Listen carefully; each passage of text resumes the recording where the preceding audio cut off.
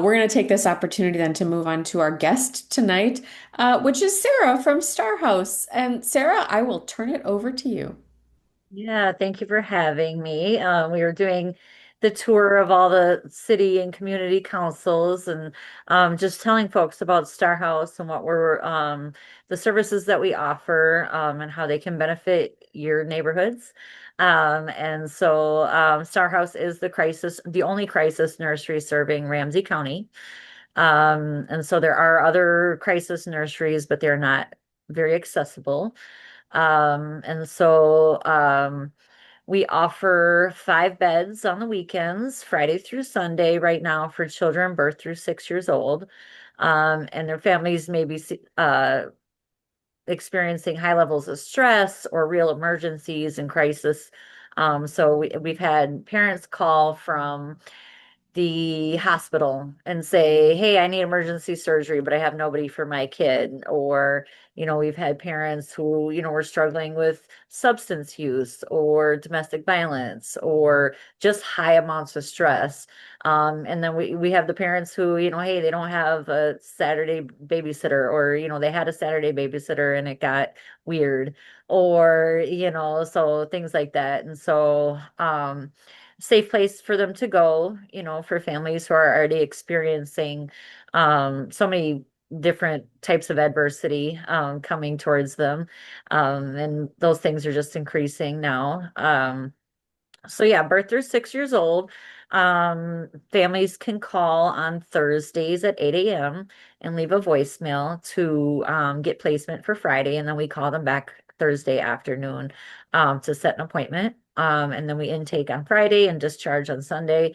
It's all free of charge. All they have to do is bring any prescriptions.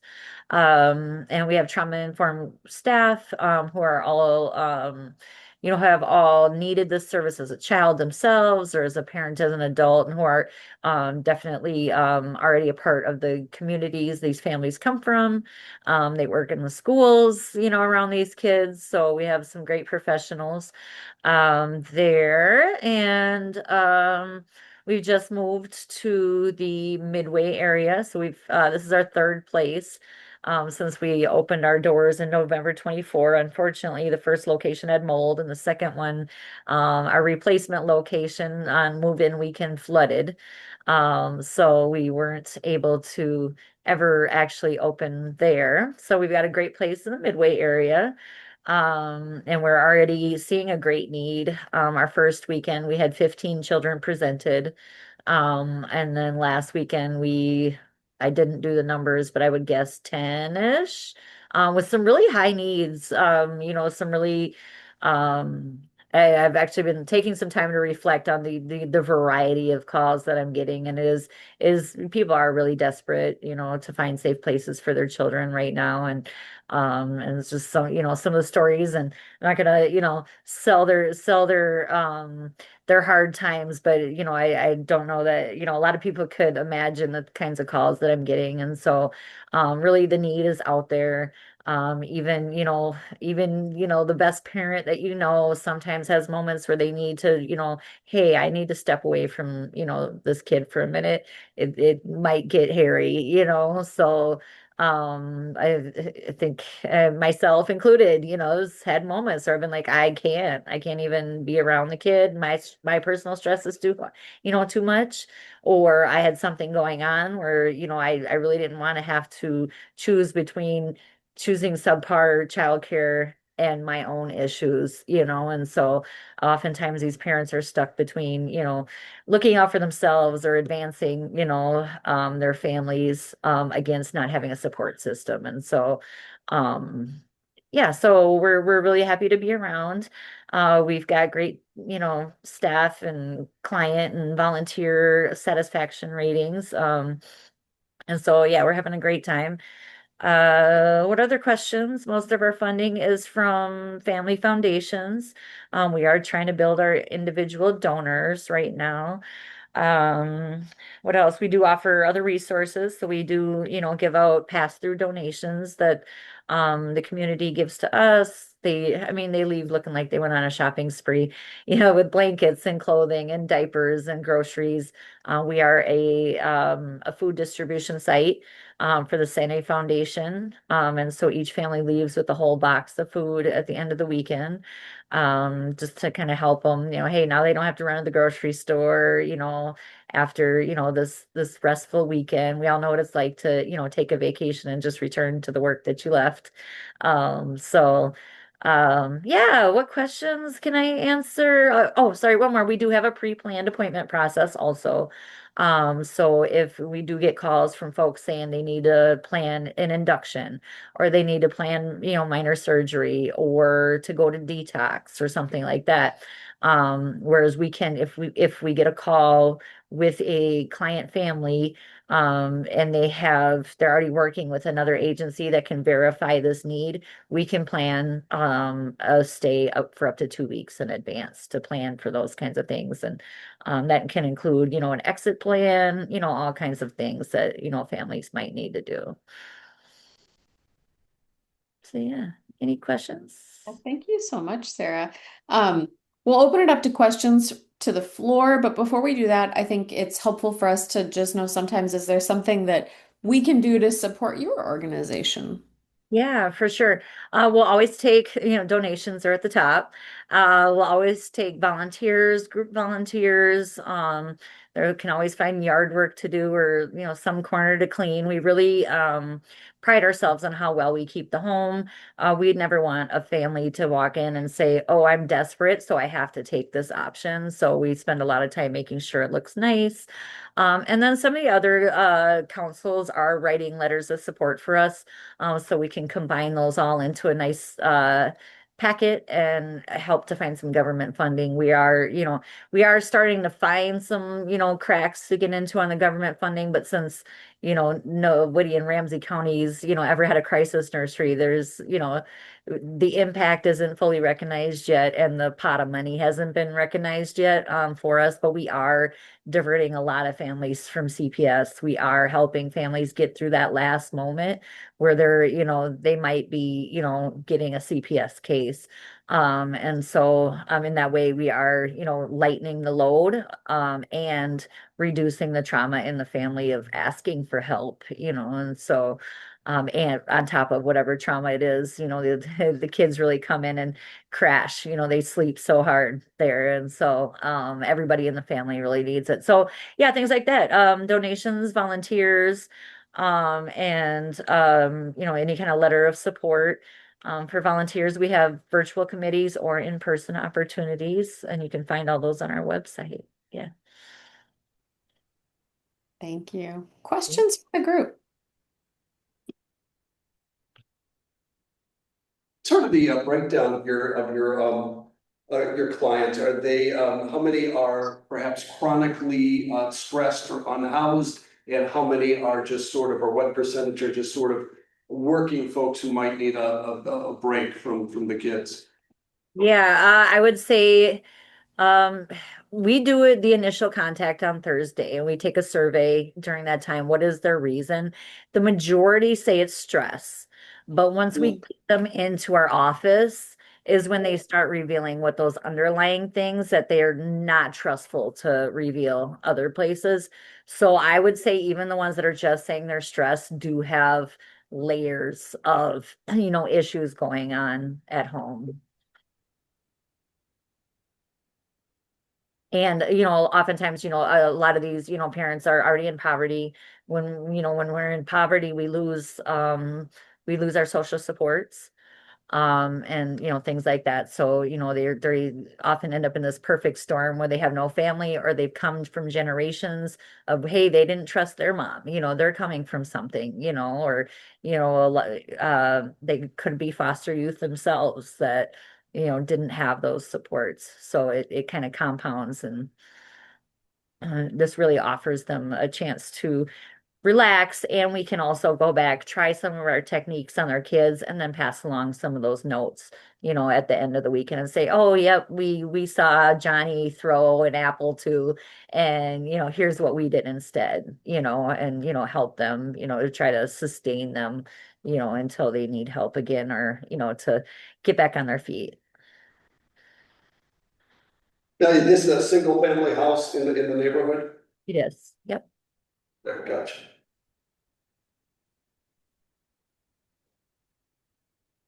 I was wondering if you're only open on weekends. You said like might be some families who have like, I'm going to somewhere for 2 weeks or whatever. What are there volunteers or is that a different service that, or you refer them to someone else for foster care for that 2 weeks, or how does that work? Yeah, unfortunately, thinking about moving towards foster care or DHS is keeping a lot of these families in their situations. They would never ask. We also did another survey. Only one parent said they would ask for help from the government. The rest of them would sit at home and suffer, honestly. They wouldn't get their surgeries, things like that. So there are no other services in Ramsey County for this kind of thing. If you can get your child, qualified as special needs or disabled, you can tap into the respite community. But there's not a lot of that. And then yeah, you're really the only option is to call DHS and get a placement for your children, unfortunately, in some kind of, group home or a foster home. And yes, we are only open right now, Friday through Sunday. That's who we heard from the community and the police that, that's when they need the most support with kids. And then our plan is to expand to 7 days a week. We just want to, one of our values is sustainability. So we wanted to, grow slowly. Had we been open 7 days a week when all these floods happened, the families would have felt a bigger gap. We already did hear from the families that were utilizing us before it, how much it impacted them not to have that support again. And so we just really want to grow slowly. So in this location, we hope to expand to 7 days a week as we work on a capital campaign to get a larger location so we can increase our number of beds. And then another location that we would own so we could do a sprinkling system. It's really the regulations that hold us at 5 children. The house itself could hold 12, but it's not sprinkled. So, yeah. So you are looking for another property, is that what you're saying? Yeah, we will be. We will be. After we, recalibrate and settle back in here now. We've got some great leads on some funding for those things and some support. So, We have one an, option, oh, oh, sorry, um, Shavik. Go ahead. one thing that, so here in Como, we've got a burgeoningly successful, community investment cooperative who buy, their ultimate goal is buying vacant commercial properties and getting businesses in those vacant spaces. But I know that they've been approached by some, housing agencies to maybe partner as part of a funding structure for purchasing some, residential properties that the program would then run the services at, and the co-op would just be a community-based landlord for them. So that could be an option to explore, seeking future places and funding options. There's a yeah. number that are kind of popping up around the city. Okay. Yeah, if you have any information on that, I'd love to see it. We definitely do want to stay in a home. Or, if it was an industrial building, something we can fit to look like a home. We really want to stay away from, an institutional feel for the kids. And it does actually help them relax quite a bit when they come in and, where the ceilings are lower, the lights aren't buzzing, things like that really, calms them down and can really trigger, a kid with some sensitivities. So definitely homes. And I'd love to hear about any of those resources that any of you have. Yeah. Yeah, I'll send you some information. Thank you. Go ahead, Laura. I was just, we have what is over at in the Bandana Square area, our new, Yeah, uh, is it the homeless that is going in the old, uh, hotel there that was there, that they're kind of a crisis homeless, um, piece there too. And I just wondered if you have like any connections with other organizations that would be more not quite institutional, but because it was an old hotel and they're rehabbing it for families for temporary housing and things like that, which is a little different than the crisis nursery and stuff. But uh, that's evolving also in the Como neighborhood. yeah, interfaith, right? Is that interfaith? Yeah, I think so. Thanks. Yeah, and yeah, I've seen I drive by there quite a bit and I see their families are already in there too. And so I'm glad there's more places for them. I hope it looks really nice in there. But yeah, we reach out to all kinds of shelters, Tubman and women's advocates and Inde Young. And so we get around and we meet folks, interfaith. I think that's Sarah Legal over there. And we've been in touch with her also, excuse me. So yeah, we get our name out there quite a bit. We do a lot of community events. And then yeah, so we get around as much as possible. I was hoping to be in person tonight, but the getting around got me a little tired. Yeah, thank you for that tip. I actually should double check with them. I haven't talked to them yet since we've reopened. Other questions for Sarah while we have her here?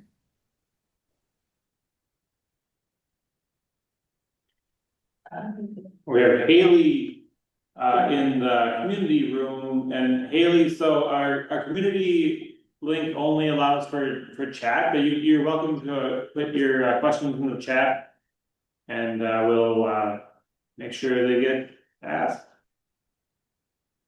And then I guess one last question, because it could be an crisis situation for a family. Is the address typically kept secret per se versus advertised? Is that common or is that?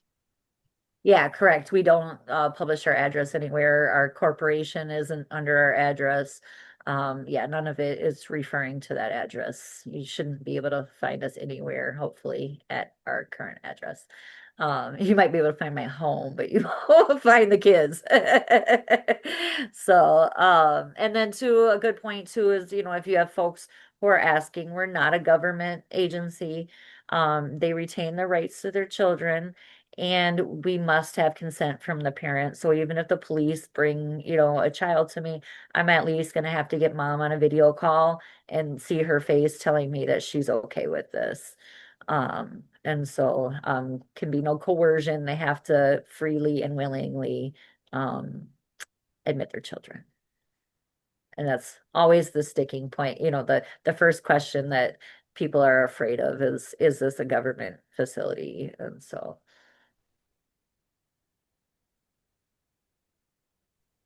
I'm just reading Haley's comment in the chat. She says, I was hoping to be in person tonight. She can't be. She wanted to offer her connections in the community that she works with, which is family, youth, singles, permanent housing, and street outreach. I So love that's, that. anytime we can connect to people in the community that have, a shared interest like that, we're very happy to do it. So, Hallie, I think hopefully we can get you and Sarah connected. Yeah, please share my contact information. I actually am trying to apply for the current a current grant out there. And so I need to definitely feel what the need is in the encampments. And I think Tyler Bowens is also feeling that around for us too to see if there's some way we can help out there too. So I'd love that. It's perfect timing. Thank you. Any other questions before we close out this section of the meeting? Just one more comment. Sarah, I actually got mail for the Star House to my office. I don't know if it's because somebody met you at the ice cream social or something, but it may be a donation check or something. I was gonna give it to you if you were here in person today, but I'll just, send it on to, I'll connect with you over email and get it sent to you. So weird. Okay, thank you. That was perfect. So yeah, and if if you all, want to take a field trip together and come for a tour, that would be great too. Typically we don't have tours on the weekends, Friday through Sunday, but the other days of the week, I'd be happy to show anybody around and it really does make it easier to make referrals when you see the space and you can feel confident in it. So we have, we appreciate any visitors. Well, thank you, Sarah, for taking the time for us tonight and introducing us to the Star House. And also thank you for providing this like very humane and needed service to our community and having that be something local and available to the folks who need it. Thank you. Thank you. Probably the most judged group of people as parents. And so um, we really want to be non-judgmental and a safe place for them. So Thank you so much. As with all of our guests, you are welcome to stay. And if you need to bounce, we respect your time. So thank you. thank you. Good night.